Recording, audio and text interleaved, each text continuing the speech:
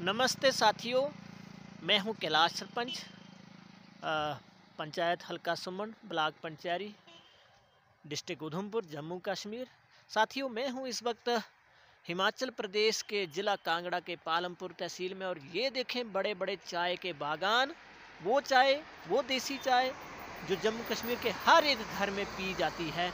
ये है चाय के बड़े बड़े बाग। ये देखें, पालमपुर तहसील, ज़िला कांगड़ा, हिमाचल प्रदेश। और ये देखें, मेरे साथ आए हैं पंच मदन सिंह जी, जो कि हमारी पंचायत के ही हैं। और ये देखें चाय के बहुत बड़े बड़े बाग। इससे भी बहुत बड़ा बड़ा बाग जो है यहाँ से थोड़ी दूरी पर हमने देखा था। और ये देखें चाय, वो चाय जो जम्मू कश्मीर के हर एक घर में पी जाती है, देसी चाय।